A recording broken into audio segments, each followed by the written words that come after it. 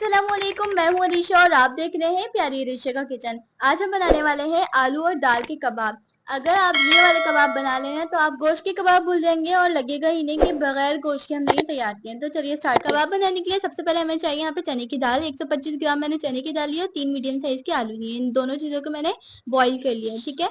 इसके बाद गरम मसाले लिए हैं। सबसे पहले यहाँ पे मैंने 1.5 टेबल स्पून साबुत धनिया लिया है, 1 टेबल स्पून जीरा लिया है, 5 से 6 मैंने यहाँ पर साबुत मिर्चें ली हैं, एक मैंने दालचीनी ली है, बहुत ज्यादा बड़ी नहीं लीजिएगा।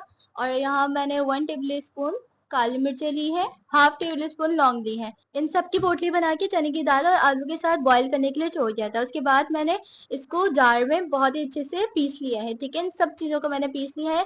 अगर मसाले आप अलग से डालना चाहें तो डाल सकते हैं, पर मैंने मसाले इसलिए इसको साथ पीसे हैं क्योंकि ऐसा होता है ना कि खाते वक्त में मुंह में आते हैं तो वो अच्छा नहीं लगता, तो इसलिए मैंने पहले ही पीस लिया।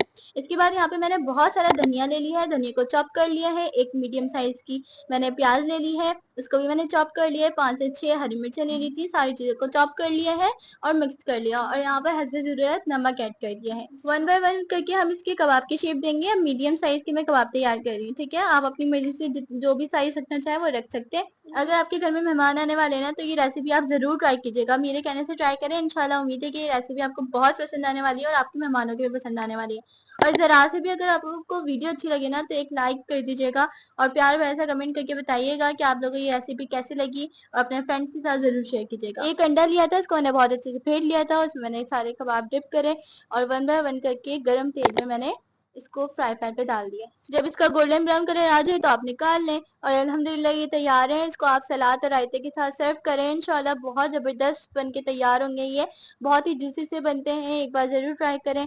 और अगर आपने अभी तक हमारे चैनल को सब्सक्राइब नहीं किया तो चैनल को सब्सक्राइब कीजिएगा, अपने प्यारों के साथ जरूर शेयर कीजिएगा। और अगर आपको थोड़ी सी भी रेसिपी पसंद आती है तो एक लाइक जरूर कीजिएगा। इंशाल्लाह न्यू रेसिपी के साथ मिलूंगी, दुआ में याद रखिएगा। अल्लाह हाफिज।